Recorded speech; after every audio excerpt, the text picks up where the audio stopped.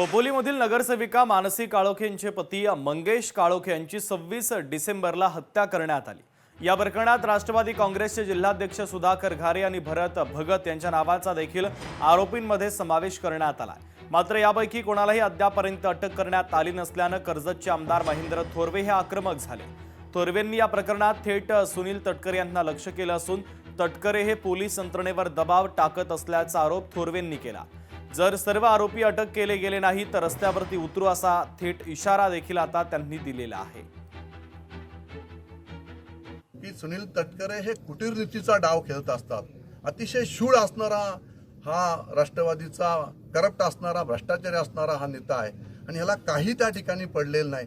सत्तेचा माज भ्रष्टाचारातून पैसा कमवायचा आणि त्या पैशातून त्या ठिकाणी अशा प्रकारच्या हत्या घडून आणायच्या हे सगळं काम त्या ठिकाणी होत आहे। आणि म्हणून सुनील तटकरे या ठिकाणी सुधाकर घारे आणि भरत भगत यांना वाचवण्यासाठी पोलीस प्रशासनावर त्या ठिकाणी दबाव आणण्याचा प्रयत्न त्या ठिकाणी करत आहेत।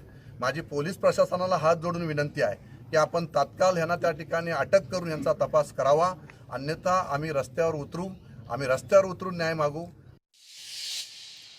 अमरावतीमध्ये महापालिका निवडणुकीची रणधुमाळी सुरू आहे। अमरावती पालिकेमध्ये शिंदेंची शिवसेना स्वबळावर लढते तर उमेदवारांच्या प्रचारार्थ एकनाथ शिंदेंची जाहीर सभा आहे। अमरावतीमध्ये प्रचार सभेच्या पूर्वी एकनाथ शिंदे यांनी अंबाबाईचं दर्शन घेतलंय। अंबादेवी संस्थानच्या वतीनं एकनाथ शिंदे यांचं स्वागत करण्यात आलंय।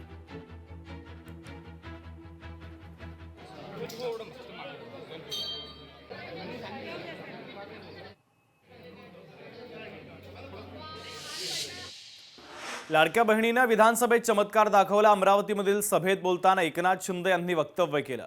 मी गरिबी पाहिली, माझा शेतकरी कुटुंबात जन्म झाला म्हणून मुख्यमंत्री झाल्यावर लाडकी बहीण योजना आणली। मी बोलतो ते करतो, नाही बोलत ते सुद्धा करतो असं शिंदेंनी म्हटलेलं आहे। आता शिवसेनेला साथ द्या असं अमरावतीकरांना आवाहन उपमुख्यमंत्री एकनाथ शिंदे यांनी केलेलं आहे। या लाडक्या बहिणीने विधानसभेत चमत्कार दाखवलेला आहे।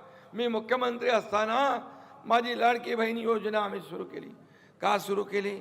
या तुमच्या भावाने देखील गरिबी आणि मुख्यमंत्री झाल्यानंतर मी ठरवलं की माझ्या लाडक्या बहिणींना मातांना सरकारच्या माध्यमातून काही ना काही अशी योजना करायची आणि त्यातूनच माझी लाडकी बहीण योजना हिचा जन्म झाला आणि ती योजना आणि म्हणून कुणी माईकाला आला तरी सुद्धा लाडकी बहीण योजना कधीही बंद होणार नाही।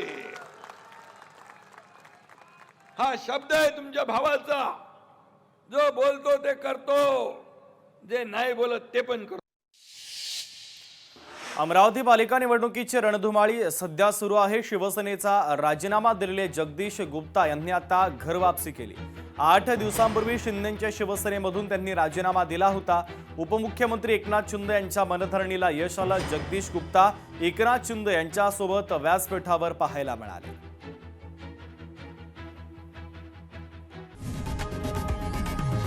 लोकशाही मराठी ऐका, पहा, जागरूक रहा।